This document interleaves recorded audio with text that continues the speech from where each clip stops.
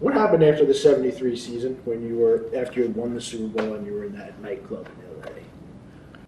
Oh, wait a minute. You're talking about at Pips.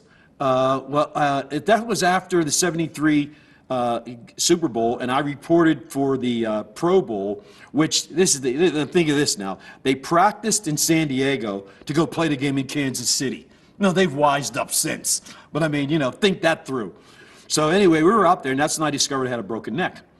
So I had to fly back by myself, and about 3 o'clock in the afternoon, LA airport gets fogged in. I'm sitting on a plane, we're getting ready to go, and all of a sudden, like, I can't even see outside. It's like fog all over the place. So the trip was canceled, and when we get off the plane, Chris Christopherson is getting off the plane too, and he says, "Hey, you Mercury Morris?" I said, "Just today." And he says, "Come on up to the room." So we go up to his room, have a few beers, and he's telling me about how he was sweeping out Nashville, even though he was a Rhodes Scholar, because he wanted to start at the very bottom and all that stuff, But we had a good time. And Marv Fleming said, "I think you should go to Pips. The Pips is a really good club. It's a really nice club out there." So I go out to Pips. And I see all these cars that look like are from Barnaby Jones. All those big, long, white Chryslers that they had back then, with the little wing in the back for the TV. Everybody's driving a limousine. And so I walk in. I'm 26 years old. I walk in, sideburns, afro.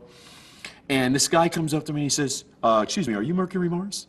I said, "Yeah." He said, "Well, someone wants to see you in the back." I said, "Who knows I'm here?" So just follow me, please.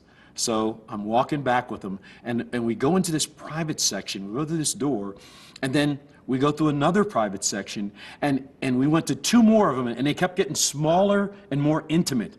And so then I'm sitting there, I'm going, "Who the hell is this wanting me back here?" And so then I see this shadow coming out of the darkness, and this guy, he's dressed in a looked like a black V-neck sweater, and he's got a black and white pinstripe shirt on and some gray pants, and he's smoking a cigarette, and he walks up to me like he wanted to kick my ass, and he goes, "Kid, you won me a lot of money last week, and I just want to shake your hand and buy you a drink."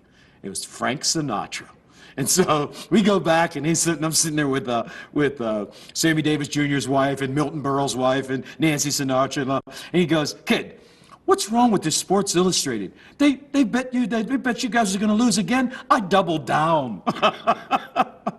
But he bought me a drink. It was really cool because he understood that he won the year before. He said, "I loaded up when you guys, and they made you dogs." He said, "I loaded up on that one." He said, "But then when I saw Sports Illustrated, I doubled down on my bet." And he says, "You won me so much money." He says, Here's $500. I said, "I can't." He says, "No, take it. Hey man, it was cool. It was cool." That's great. That's a great story.